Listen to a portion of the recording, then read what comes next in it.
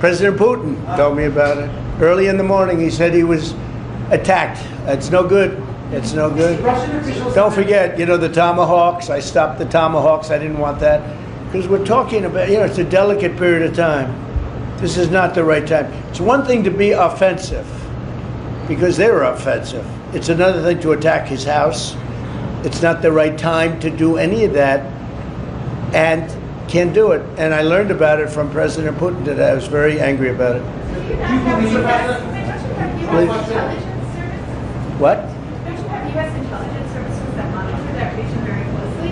Is there any evidence? Well, it came out. Well, we'll find out. I mean, you're saying maybe the attack didn't take place. It's possible too, I guess. But President Putin told me this morning it did. I don't believe that strike happened. Right. So Putin had said in that phone call to you that strike happened. You came out and said that, and you believed Putin. There was some criticism. There is something that happened fairly nearby, but had nothing to do with this. Why did you believe Putin in that moment and then go say that about Ukraine? Because nobody knew at that moment. I mean, that was the first I heard about it. So why not? He said that his house was attacked. We don't believe that happened, as now that we've been able to check. Yeah. But that was the first we ever heard about it. Confusion, contradiction, and a sudden reversal from the White House. President Donald Trump has now dismissed claims that Ukraine attacked Russian President Vladimir Putin's residence. The comments come as the war in Ukraine grinds on and fragile ceasefire talks hang in the balance. Speaking aboard Air Force One on Sunday night, Trump said he does not believe the strike ever happened. The statement marked a sharp shift after he initially appeared to accept the Kremlin's account. Trump told reporters that at the time of the reports, nobody knew whether the information was accurate.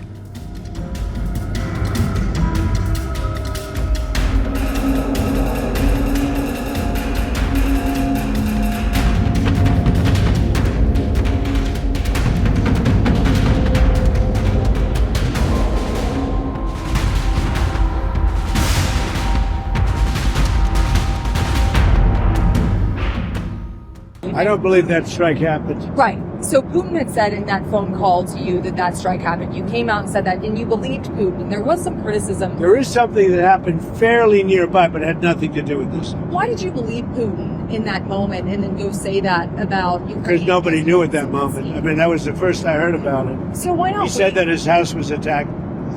We don't believe that happened, as now that we've been able to check. Yeah. But that was the first we ever heard about it. We need Greenland from a national security situation. It's so strategic. Right now, Greenland is covered with Russian and Chinese ships all over the place. We need Greenland from the standpoint of national security. And Denmark is not going to be able to do it, I can tell you.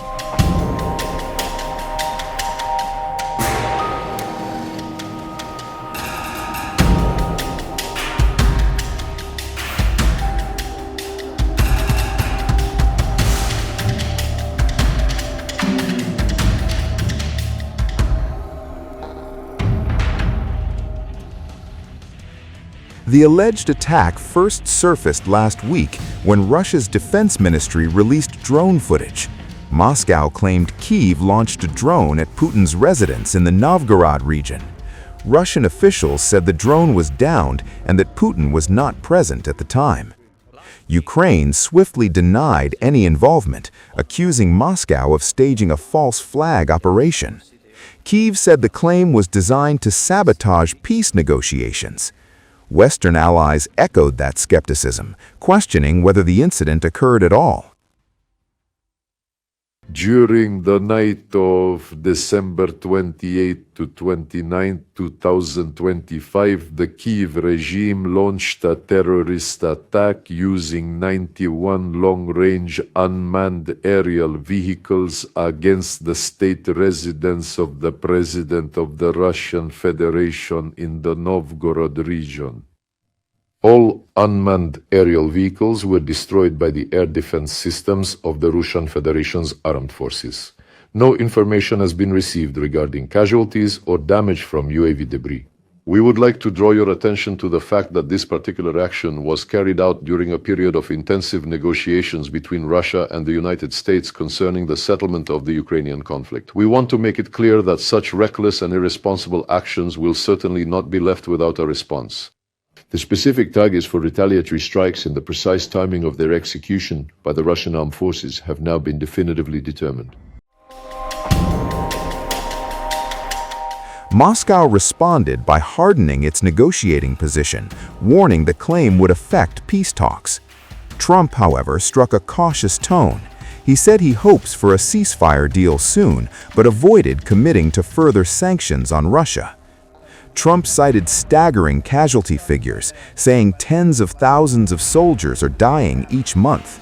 He said discussions on sanctions happen constantly, but stressed diplomacy remains his priority. The controversy comes at a critical moment, as Russia and Ukraine are working toward a ceasefire nearly 4 years into a devastating conflict. Meanwhile, the European leaders are expected to meet in France on Tuesday to advance a US-backed ceasefire proposal. Ukrainian President Volodymyr Zelensky said the plan is 90% ready, but territorial disputes over land seized in the war remain the core obstacle. We had many meetings in Europe and the United States. Today, there are 18 national security advisors in Ukraine. And for us, it was an important moment and a point from which we will start moving even faster. And I think that on the diplomatic track, I think you have all seen this over the last month and a half. And why are we moving even faster now? Because we have shared all the documents with all the advisors, the package of documents that we have, both those that are complete and those that are still being finalized. We expect that this further work will now take place in the capitals of European countries, as well as Canada, Japan, and other representatives of the Coalition of the Willing. All of this will be refined during our meetings, and throughout January, we are not allocating a great deal of time for this process. I believe it is very important for us to formalize our steps in some form of declaration, because the security guarantees, the document, will be ratified by the parliaments of the countries participating in the Coalition of the Willing. I very much hope that we will be able to finalize certain elements during this meeting.